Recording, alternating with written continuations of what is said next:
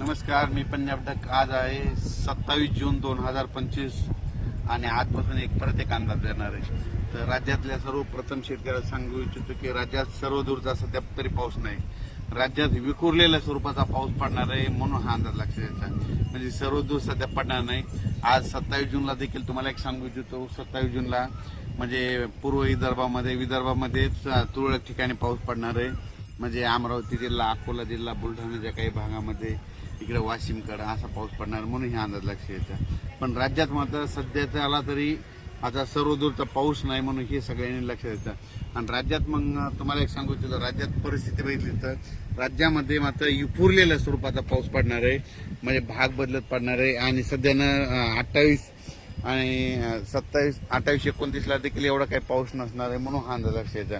आणि त्याच्यानंतर 29 आणि 30 जूनच्या दरम्यान राज्यामध्ये म्हणजे सांगायचं झालं तर सोलापूर जिल्हा, लातूर जिल्हा, धाराशिव, बीड या भागामध्ये, तिकडल्या भागामध्ये 29-30 तारखेला 29-30 जूनला पाऊस पडणार आहे म्हणून हा अंदाज लक्षात येतो. ते पण विखुरलेल्या स्वरूपात राहणार आहे, भाग बदलत राहणार आहे म्हणून हा अंदाज लक्षात येतं. सर्वदूर काही पडणार नाही म्हणून हे लक्षात येतं. पण राज्यात मात्र सध्या तरी असा विखुरलेल्या स्वरूपाचाच पाऊस पडणार आहे. आणि ते कोकणपट्टीचा मात्र ते पाऊस म्हणजे ते कोकणपट्टीचा आणि तसाच इकडं नाशिकला ते पाऊस तसं चालूच राहणार म्हणून हे लक्षात घ्यायचं.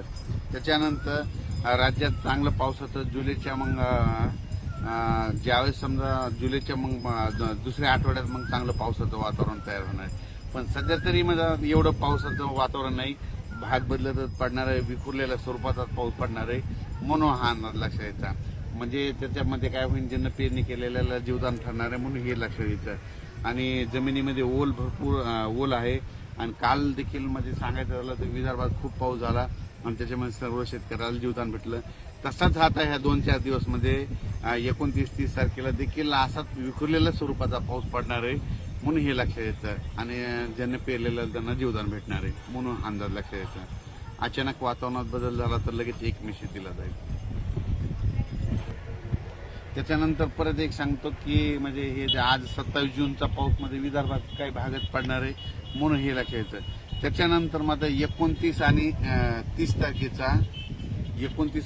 तारखेचा पाऊस तुम्हाला सांगतो इच्छितो. सोलापूर जिल्ह्यामध्ये पंढरपूरकडे देखील असणार आहे म्हणून हे त्यांनी देखील लक्षात येतं. लातूर जिल्ह्यात देखील पडणार आहे, धाराशिवकडे असणार आहे, नगर जिल्ह्यात काय राहणार, कडा आष्टी बीडकडं म्हणजे कडा आष्टी पाटोदा तिकडल्या भागात देखील पडणार आहे. त्या शेतकऱ्याचे मला बरेच फोन आले, आमचं सोयाबीन निघालं, कापसं निघालेत आणि पावसाची नितांत गरज आहे. तर त्यांना सांगू इच्छितो की तुम्हाला 29, 30 आणि 1 तारखेच्या दरम्यान तुमच्या कडा आष्टी बीडकडे देखील पाऊस पडणार म्हणून हे लक्षात यायचं.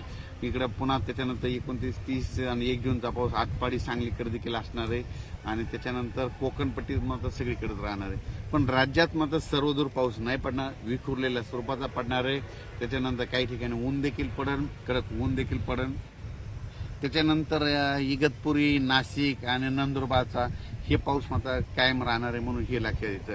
पण त्याच्यानंतर 1, 2, 3 जुलैच्या दरम्यान परत काय होणार विदर्भामध्ये, पूर्व विदर्भामध्ये म्हणजे नागपूर जिल्हा, नागपूर, वर्धा, भंडारा, गोंदिया, तसंच त्याच्यानंतर अमरावती, त्याच्यानंतर इकडं शेगाव, तसंच नंतर घाटाच्या खाली जळगाव ह्या पट्ट्यामध्ये पुन्हा तिकडंच पाऊस पडणार. म्हणजे 1, 2, 3 जुलैचा म्हणजे सांगायचं झालं तर सर्वदूरचा सध्या पाऊस नाही, त्याच्यामुळे तिकडं पडणार हे लक्षात यायचं. विखुरलेल्या स्वरूपाचा असणार आहे म्हणून ही सर्व शेतकऱ्यांनी अंदाज लक्षात घ्यायचा. अचानक वातावरण बदल झाला, पुन्हा उद्याच्याला एक मेसेज दिला जाईल. धन्यवाद.